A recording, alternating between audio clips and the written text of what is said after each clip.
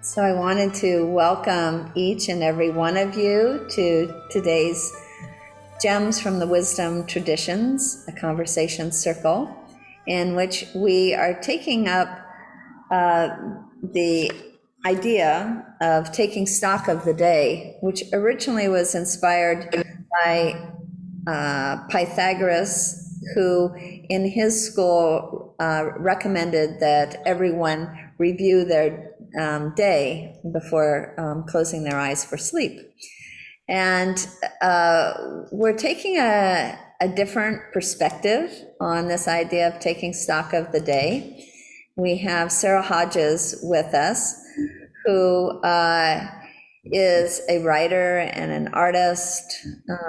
She's also a beautiful mover. She's a dancer in Iona, contemporary dance theater.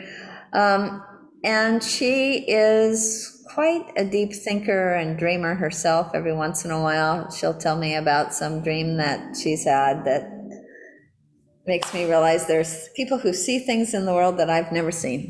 And so I asked Sarah if she would be so kind as to look into one of my favorite writers, thinkers, dreamers, and his name is George William Russell, and how it is that he might reflect at the end of a day, at the end of, well, in the evening, because he has a passage called,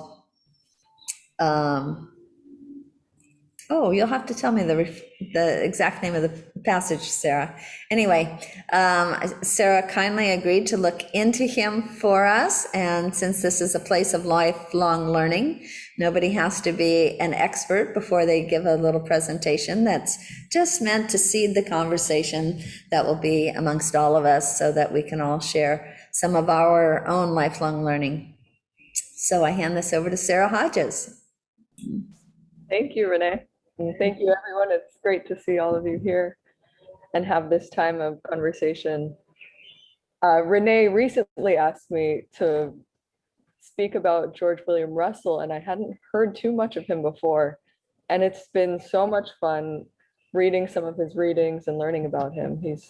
His life is just really, there's a big depth, and I think a depth that in this time when we feel so much movement in society and how we do things, everything is fast and on the surface.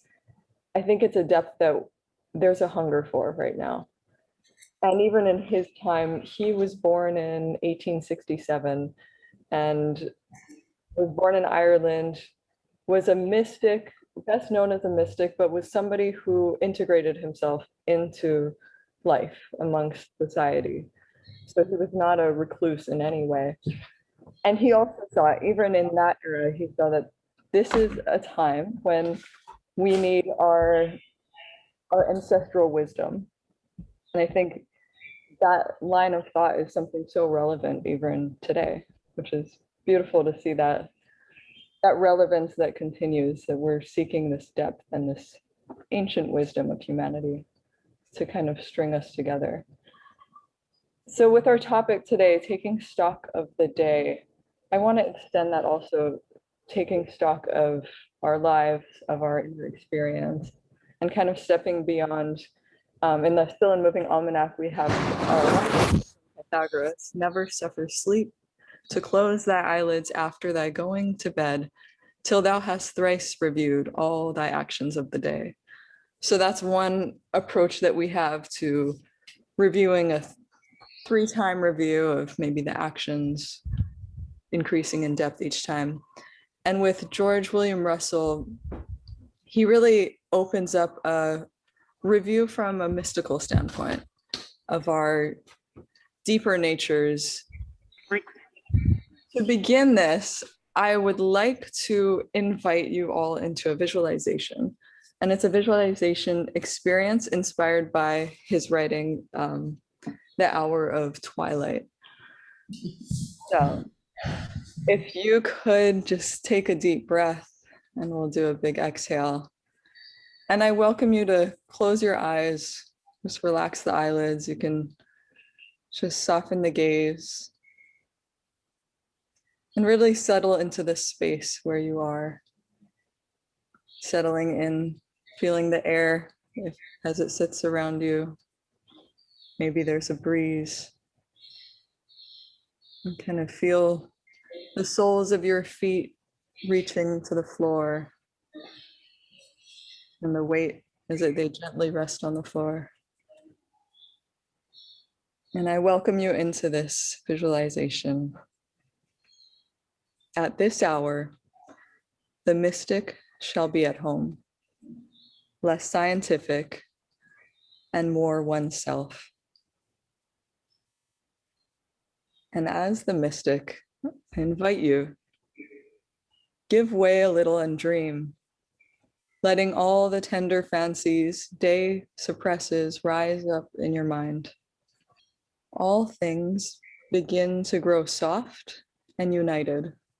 The magic of the world appears.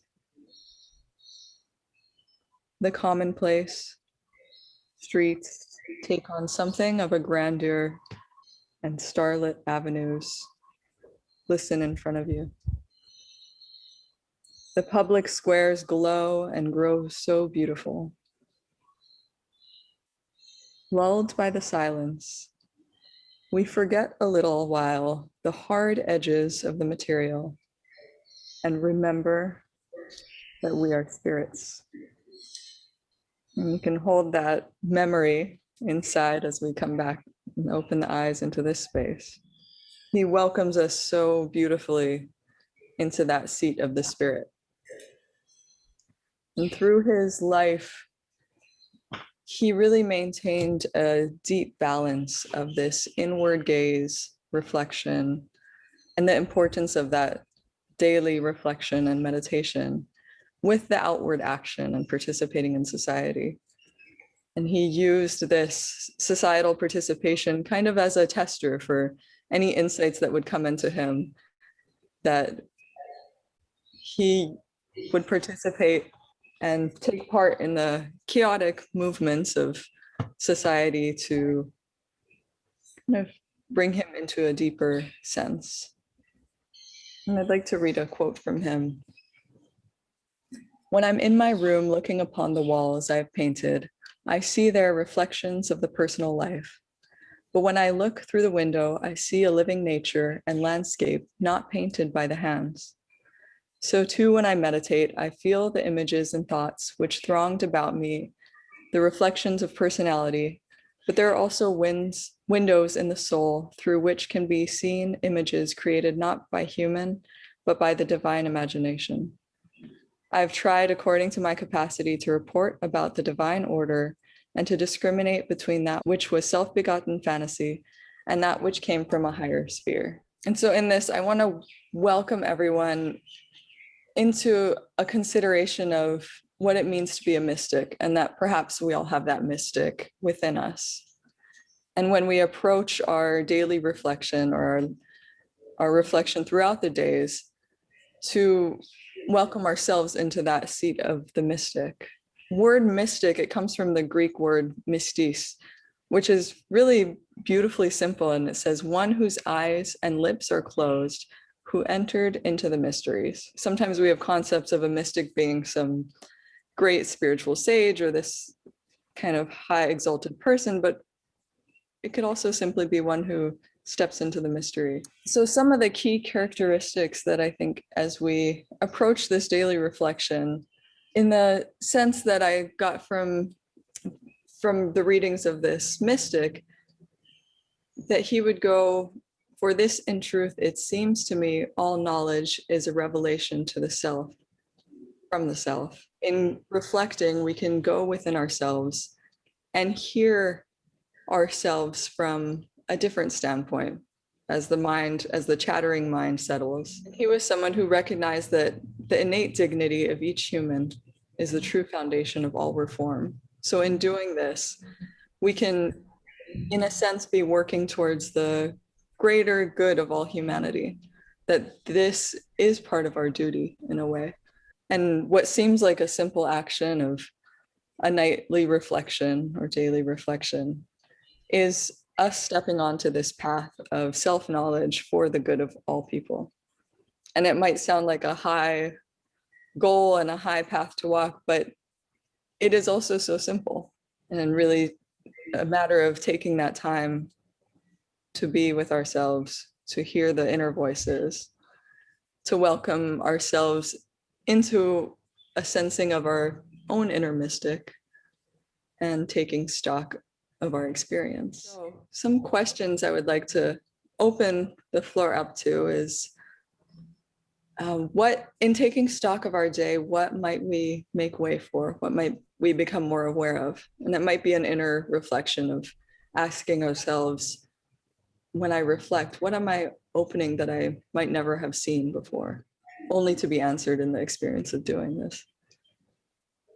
How can taking stock of the day bring us into more freedom in a time of so much despair and disconnectedness? With all this in mind, that we do this to first open awareness into ourselves and then to benefit all of humankind. So I want to open this up for questions, for discussion. Thank you so much. That was just really beautiful. Sarah, I do want to say that I'm a little curious, since it's been a long time since I studied George William Russell at all. Can you tell us some of the work that he actually did in the world in Ireland?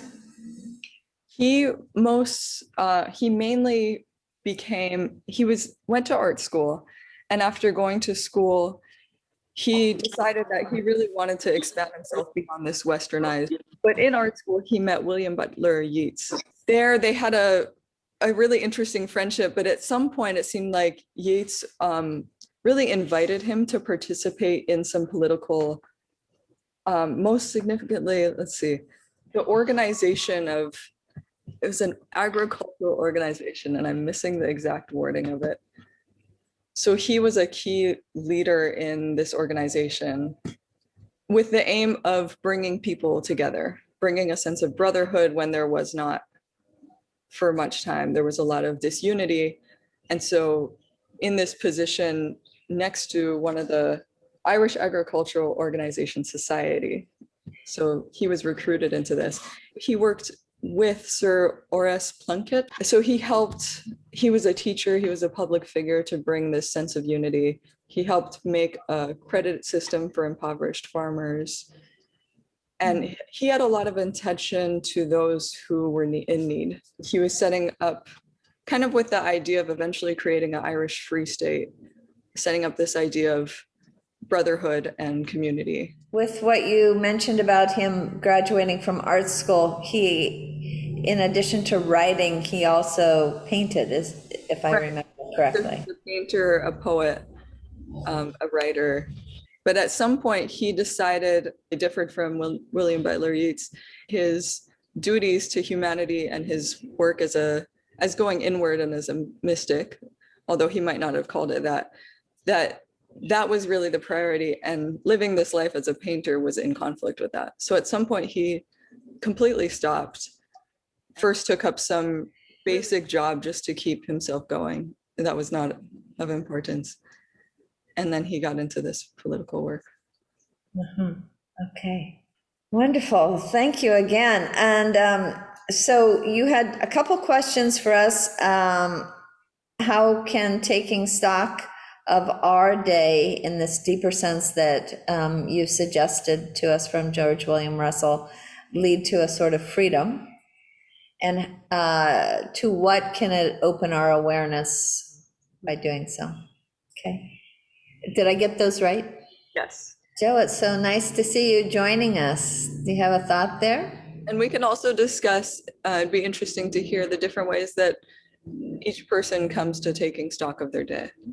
Could you, Sarah, possibly read some of that passage of the twilight vision that he had? And what was the name of that passage that I was searching for again? The Hour of Twilight. The Hour of Twilight. Yeah, thank you. The Hour of Twilight. For the future, we intend that at this hour, the mystic shall be at home, less metaphysical and scientific than is his wont, but more really himself. It is customary at this hour, before the lamps are brought in, to give way a little and dream, letting all the tender fancies day suppresses rise up in our minds. Wherever it is spent, whether in the dusky room or walking home through the blue evening, all things grow strangely softened and united. The magic of the old world reappears. The commonplace streets take on something of the grandeur and solemnity of starlit avenues of Egypt temples. The public squares in the mingled glow and gloom grow beautiful as the Indian grove where Sakuntala wandered with her maidens. The children chase each other through the dusky shrubberies. As they flee past, they look at us with long remembered glances. Lulled by the silence, we forget a little, while the hard edges of the material and remember that we are spirits. Now is the hour for memory, the time to call in and make more securely our own all stray and beautiful ideas that visited us during the day and which might otherwise be forgotten. We should draw them in from the region of things felt to the region of things understood. In a focus burning with beauty and pure with truth, we should bind them. For from the thoughts thus gathered in something occurs to them to the consciousness. On the morrow, a change impalpable but real has taken place in our being. We see beauty and truth through everything. This reminded me of when I was in India and we were traveling on the road and sunset occurred and the sun was going down. And I'm sure you've all heard the phrase, the cows eventually come home. Well, they actually do. Streams and streams of cows line both sides of the road, and in some cases in the middle of the road. And like William Russell was saying, as the sun went down further, the hues and the tones and the colors, something all came together, something became more unified. And you can imagine yourself in this timeless situation beyond time, if you didn't have to get somewhere in 5 minutes, where you were in kind of a timeless painting, a timeless portrait, a moving, living portrait of something that was just kind of really incredible. And of course, the question is, what do you do with this when you come back after it gets wholly dark and there's not a lot of light? So you're kind of back in a different kind of consciousness. And of course, it's always a challenge maybe to bring something back to help other people or to help the good. But the twilight reminds us, I think, of this mystic hour where we're not who we think we are, and we're not always separate from everything, but we're all part of this journey, this pilgrimage. Joe. Hello, am I unmuted? Yeah? Yes. Okay, perfect. Yes, I was thinking of, well, what Maurice just said struck me, that twilight, of course, is a time of, oh, my terrible, a time of transitions. And that's a beautiful thought, that, the way AE puts it, that the hard edges of the material are softened and we can let in something else. I forget where some passages are coming to mind. There's some passages from A Hero in Man. I don't think the Hour of Twilight is taken from that, but there's some overlap. And he speaks about the twilight of the heart, and he says the twilight of the heart is not enough. We should wish for our thoughts, the power that belongs to the gods, swift, flashing presences, founded on purposes well understood. And I guess what that reminded me of is that for George William Russell, the mystic is not a misty state of mind. I think as was well suggested in the presentation, he is both in those essays he wrote and in his book, The Candle of Vision, he points to the kind of mental discipline that's needed, and that a kind of union of the head and the heart, so that these deeper feelings and deeper intimations don't just remain kind of intimate, sentimental, feelings within us, but they have to enter into the head and the hands. And I think as was pointed out, his life well demonstrates that. Yeats was always pushing him, to pursue not waste his talent and pursue his artistic callings, his literary and painting. And of course he did write and paint his whole life, but he didn't make that his profession for great periods of time as he was working with the agricultural communes, as said. And I guess one just last thing that I might mention, there's a phrase of his that never ceases to nourish me and is always more suggestive than what I've ever thought before. And that was, he said, as our aspiration, so our inspiration. And so, physically, of course, we know that as we aspire, that is, as we exhale, we make room for a greater inhalation. But in the realm of the spirit or the mind, it's even truer that we, if we identify, he says, with something very narrow and very small personal aims, we will only tap enough power to accomplish those. But if we, I'm sorry, I came late. I think it's Sarah. Sarah was saying at the start, if we imagine ourselves that our inner life is actually part of our calling as human beings, part of joining the great human transformation, reform of the human mind. If we have that kind of great calling, then our inspiration is all the greater. So as our aspiration, so our inspiration. What do you think are those kinds of disciplines of the mind that would open up the heart, that would open us up to greater spiritual insight, for example, as well as greater compassion, both? It seems so straightforward in a way how with George Russell, he put it between meditation and that inner seeking and the outer doing, just like Joe, you were speaking of inspiration and exhalation, and that we make time for both of these things and unify the two. That seems like would create just rich soil for this heart opening for compassion to deepen. And are you saying that requires a certain discipline to not just kind of retire into a meditation cave and just be with one's own beautiful thoughts? Absolutely.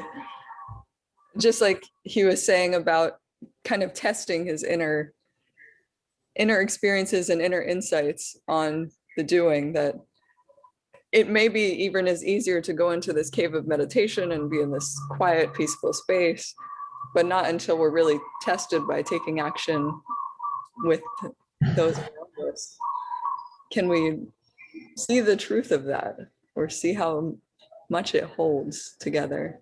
Yeah, maybe the linking point is taking stock of the day.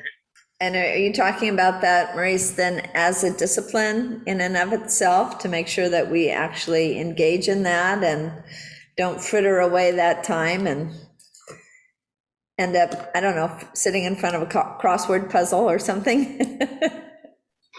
Well, I think as a regular practice, as long as people don't get self-obsessed with it, but just as a regular practice, it's just something you do. It is a very evocative period of time when that transition is happening between day and night. It's neither this nor that. And like that idea of taking off the hard edges of the material, right? So everything that seemed so important and got to do it, or it's, oh, so terrible it didn't happen, or whatever those hard edges are, in that beautiful glow of twilight, those things can seem a little bit less hard-edged, a little bit less important, and something deeper, deeper aspect of meaning behind those things. So it's not the incidents themselves, the problems themselves, but what's at a deeper level that we have a chance to listen to, perhaps. And so maybe that discipline is just to take that time and look inward. Take the walk, or whatever it requires us to do, not to engage in outside practices as much. I don't know anything about George William Russell, but I sort of looked him up. So I wanted clarification. He wasn't a mystic. He was just a writer on mysticism. That's my one question. And he was a devotee of theosophy, which was, in the past we had Blavatsky, that she was like, that she had encouraged it. And so that kind of opens up people's thoughts and thinking.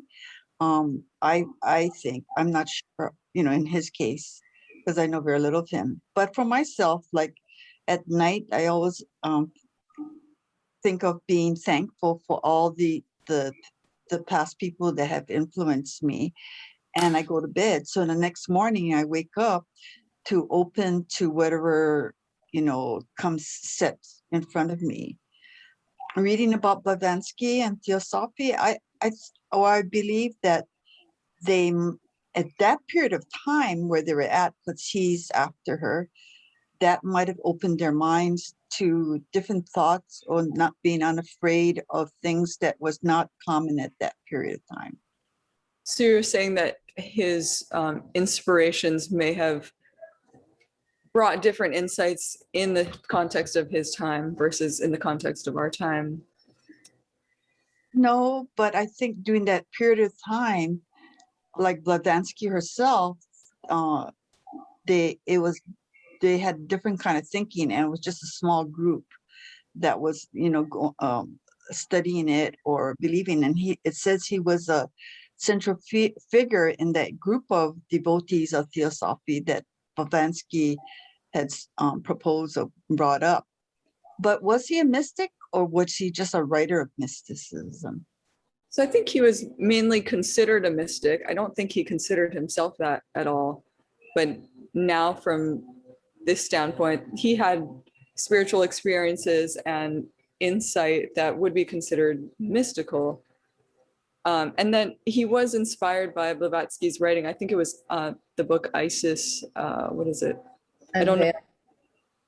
Isis Unveil, that he first read, and that really opened up his whole inward journey. And so that definitely resonates with what I have read. Joe?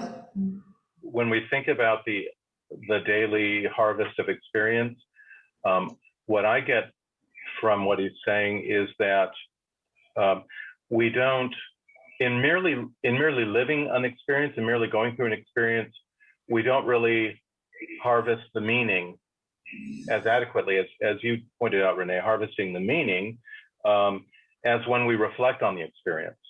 He points out the Indian concept. In the Indian concept of reincarnation, there's a period between lives where one is assimilating many of the aspirations and deeper feelings that one kind of flew by and didn't really have the opportunity to develop in one's heart and mind and hands and feet. And he says that, therefore, if the mystic is really reflecting on his experience and assimilating the meaning, not just passing through it, but pausing to really reflect detailed and harvesting that meaning, the mystic doesn't need as much a period between lives to assimilate, which I thought was an interesting concept.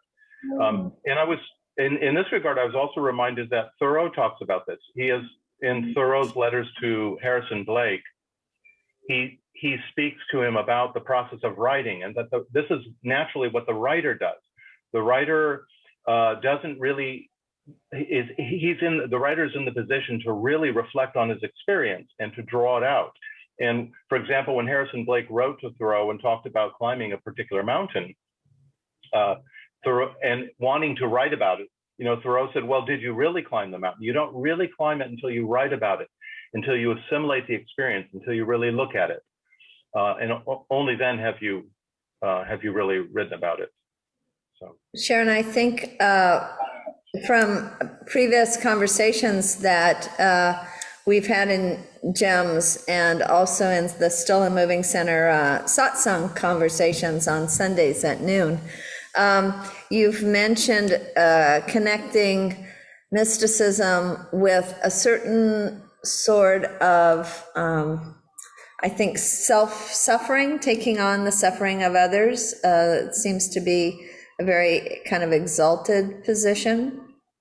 And if that's the case, I feel like what Sarah's been suggesting about George William Russell is that besides having these I want to call them mystic visions, insights, some of the descriptions that he gives of what he's seen, like there's one maybe Sarah can find that's like palaces of light that are beneath what seem to be solid mountains. He's seeing palaces of light and beings within it. But that the part of what would qualify to you, if I understand Sharon, a mystic is they have to suffer. And it feels to me as if someone who could withdraw into these kind of mystic visions and just, kind of go into their cave and have their, their beautiful dreams. They instead determine they're going to engage in life. That always, to me, involves a certain amount of suffering. That even if one isn't necessarily suffering on one's own behalf, as soon as we start interacting with others in the world and we realize how much sorrow they experience, how much selfishness they experience, how much anger they experience, even if we're not experiencing it that much to ourselves, to be exposed to others who are going through all these difficulties is really, and wanting to do something about it. I guess that's part of it, is not just realizing that they're having these experiences, but wanting to be of help to relieve people of the suffering that they're taking on, which I think George William Russell was committed to. That raises him to a different level than somebody who's just going and having his fanciful dreams, so to speak, if that helps. Mary, I'd be interested to hear some of your thoughts. I know you've thought of some of the different Christian mystics and so on, and you've had your own experiences of life of prayer. You've also had your own experiences of giving a lot to the rest of us in this world, which I know because I'm a personal recipient of a lot of your compassion, and I know how many prayers you've put out on my behalf and on my family's behalf. I wonder what thoughts you might have about somebody like this. Thank you, Renee.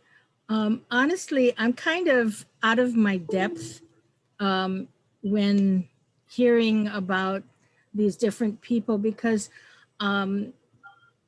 I don't have the academic exposure to these people, philosophers, this kind of what's been talked about here. So I think about everybody's, individual, normal everyday people who don't know about this kind of stuff.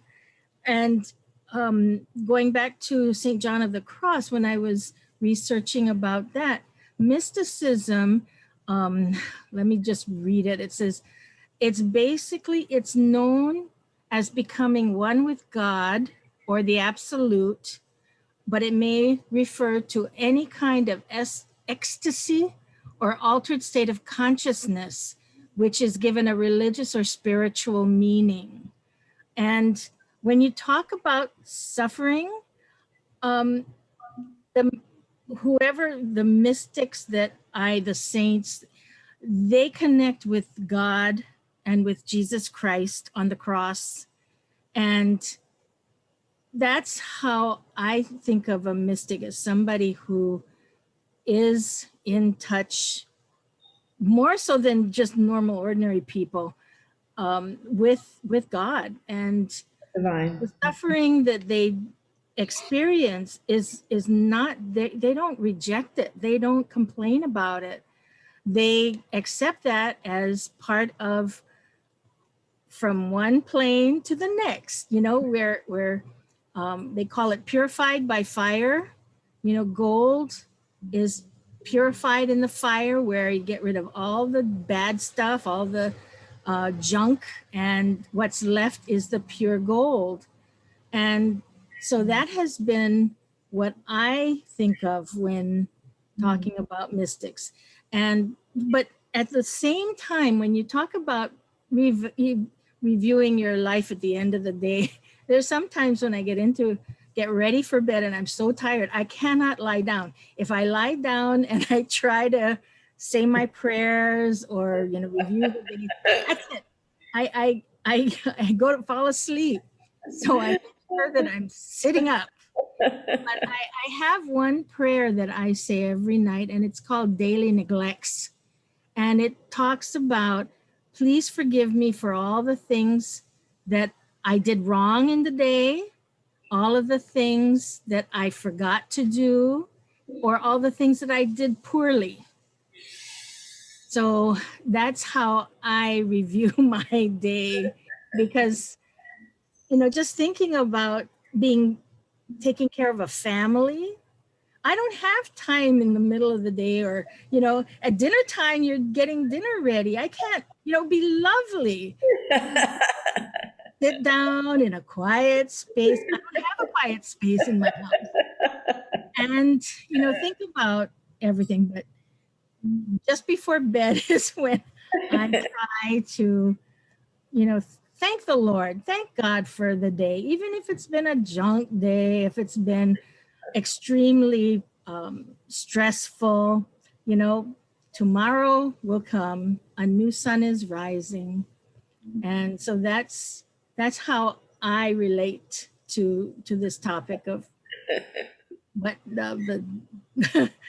what the daily, end of the day and stuff. Taking stock. Thank you. Amen. And I also remember that you have sometimes when you have been grateful that nobody in your house cared to do the dishes, you got stuck with it, and it did give you a time to reflect, if I remember correctly. So that may be your twilight hour. Yes, that's true. Thank you. Thank you so much. David? Yeah, sure. I'll maybe divert the conversation out of the mystic and into something pseudoscientific from maybe a neuroscience standpoint. And I'm not a neuroscientist, but I'm certainly fascinated by the topic. And a recent reading within the last year of a book called Why We Sleep by Matthew Walker that is very, very dense. It's based upon 50 or 70 years of sleep research. And I think about this review, the end of the day, a little bit like why you would maybe put away the dishes that dried overnight before you start breakfast, like sort of clearing the decks, particularly before you sleep, because the last things that you think about are carried into your dreams and into the processes, very sophisticated process that happen while we sleep. It's not just a period of unconsciousness, it's a very sophisticated system of cleaning out the brain, if you will. Now that we can map the brain, we can see how information is transferred from the this part to that part. All the names have escaped because it's a lot of data, but various parts of the brain that are storing short-term events and then moving them into long-term learning. There's a very sophisticated process that happens. And if we go to bed without just doing the basic work of sort of clearing off the desk, we end up carrying all of the incomplete items from the day and doing, not really capitalizing on what should be happening during our sleep hours. Yeah, that's when you talk about taking stock of the day. So I do a little practice called Yoga Nidra at the end of the day. And it's really more about, not so much about reviewing the day as it is about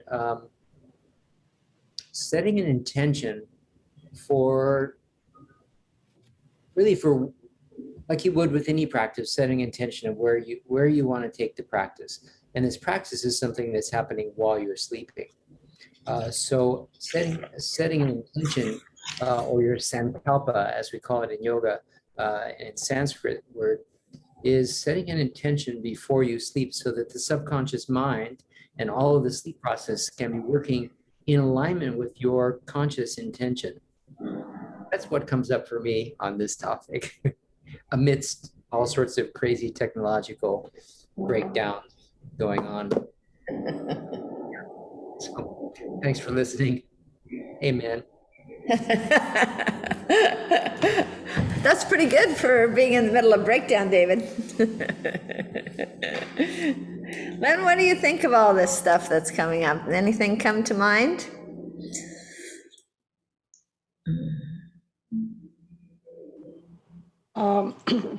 I think I'm a little more practical. What I do at the end of the day is kind of take a few minutes before I go into bed and be thankful for the things that actually worked and worked well. And at the same time, lay out what I intend to do tomorrow, whether it's a task, whether it's calling someone, whether it's getting something, but laying out the intentions for the next day. And I find that when I do that, I actually start to accomplish them. It isn't a matter of waiting to say, well, I'm going to wait for the day to come and maybe I'll do this today. It works better for me. I'm more of a planner. So it works better for me to lay out in advance what I'm intending to do for the next day, for the 3 days or 4 days or 2 weeks from now. And then when I get up in the morning, look at it and say, okay, go. And not all the time do I finish everything. Sometimes it's like, no, I think I'll do that tomorrow. But I have a whole list that I work from. That's mine. Given those sophisticated processes that the brain and the mind go through, I wonder whether you're setting that intention, which David also spoke of, setting an intention, which he called from the Sanskrit sankalpa, allows some other part of yourself to be making the preparations so that by the time you wake up, you're like ready to go. Going, yeah. Beautiful. Yeah.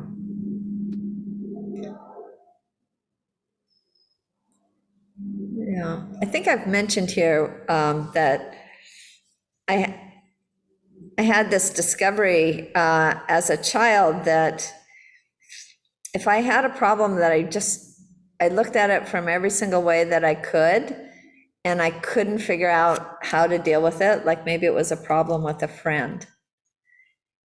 I would do my best to look at it all these different ways, and then I would just go to sleep, and I would just sort of, I don't know, just let it go and just know that somehow I was going to wake up and it would be better. And it always was. It was like those little, the shoemaker's elves that came in the middle of the night and cobbled all the shoes for him, and they were ready in the morning. There was something that happened So that when I woke up the next day, it's like, oh, I think I see my way through this. And it is a curious thing what goes on between our more conscious thoughts during in waking life, and then probably also conscious thought that can go on within meditation. And then also what happens in sleep, which evidently has a number of different stages to it, including not just our dreaming sleep, but a deep and dreamless sleep. And I imagine that part, that deep dreamless sleep, has something to do with that mystic state, whether it's, we call it connecting with God, connecting with the universe, connecting with a deeper sense of self, however we call that. Some deeper sense of knowing, perhaps. Does that mean then that we should have sufficient faith that we're more than our waking selves and more than just our to-do list, but whether it's at twilight or whether it's in some sleep or whether it's in the shower, all of a sudden something will occur to us, whether we've intended it or not, but some kind of awakening that we see things from a different point of view, a broader point of view, a more benevolent point of view, and that if we can continue that consciousness, on a daily basis without getting wrapped up on the results of it, but just do it. And just because it's all part of us, that twilight zone, if you will, which allows us to perceive that we're more than our daily routine self. That, in a sense, that brings the mystic out in all of us, maybe. Even if it seems as though we're being very practical. That's an interesting thought.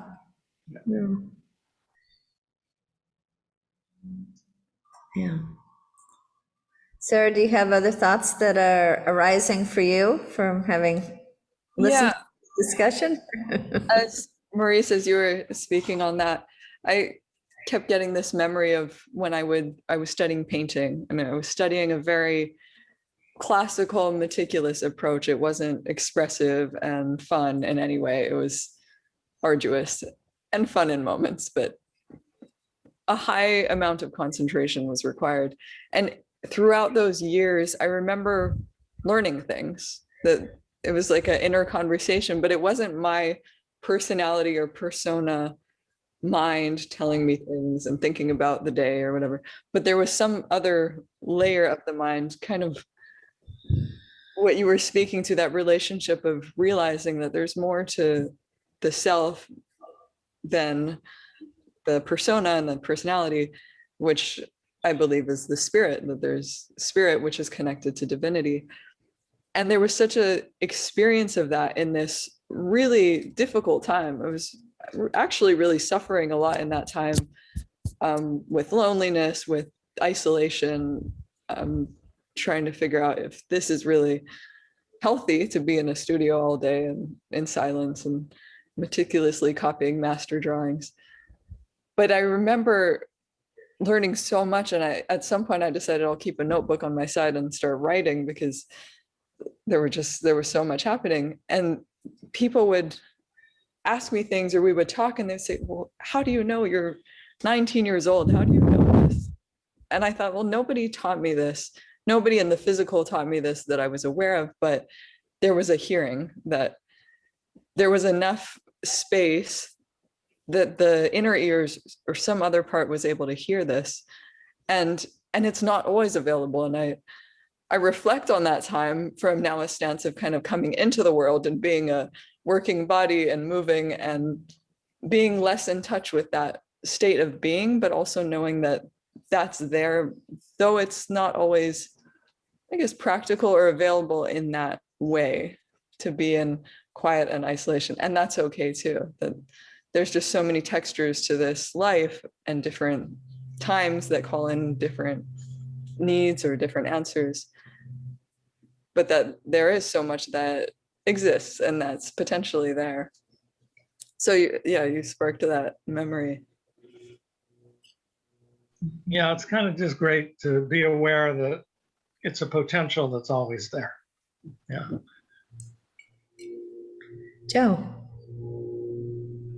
Picking up that thread, there's a part in one of his essays where he says he says we speak out of too petty a spirit to one another, and he speaks about the ability to call. He says it's a mystical phrase. He says to call another by their secret name, and he says if a human being feels, a